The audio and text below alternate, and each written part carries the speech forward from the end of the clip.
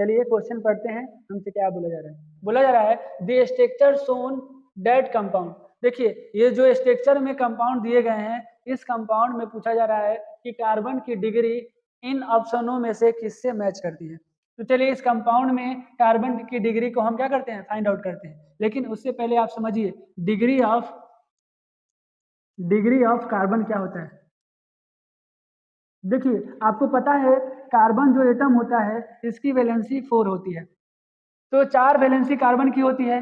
तो अगर चारों वैलेंसी कार्बन की अगर कार्बन एटम से ही कनेक्टेड होती है तो वैसे कार्बन एटम को हम 4 डिग्री कार्बन बोलते हैं। लेकिन अगर कंपाउंड के अंदर हम जिस कार्बन की बात कर रहे हैं, अगर वो कार्बन क्या 3 ही कार्बन एटम से कनेक्टेड हो, बाकी किसी अदर एटम से कनेक्टेड हो, हाइड्रोजन या कुछ भी हो, तो ऐसे कार्बन को हम 3 डिग्री कार्बन बोलते हैं। मतलब डिग्री ऑफ कार्बन क्या होगा, 3 होगा। लेकिन अगर किसी कंपाउंड में कार्बन, जिस कार्बन का हमें डिग्री निकालना है, अगर वो कार्बन 2 ही कार्बन से कनेक्टेड होता है, बाकी कोई अदर किसी भी एटम से कनेक्टेड होता है, तो इस कार्बन की डिग्री क्या होती है, 2 डिग्री कार्बन होता है। अगर किसी कंपाउंड में कार्बन एक ही कार्बन से कनेक्टेड होता है, बाकी वैलेंसी किसी से अदर एटम से कनेक्टेड होती है, तो ऐसे कार्बन क्या कहलाते हैं, 1 डिग्री कार्बन कहलाते हैं। तो चलिए हमें इस कंपाउंड में प्रेजेंट जो भी कार्बन है उनकी डिग्री को निकालते हैं, फिर हम ऑप्शन मैच करते हैं।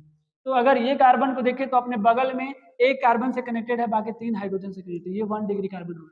ये अगल बगल में कार्बन से कनेक्टेड है तो 2 डिग्री होगा।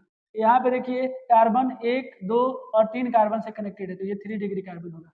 ये देखिए ये कार्बन 1, 2 और ये बगल में कनेक्टेड है तो ये भी 3 डिग्री कार्बन होगा।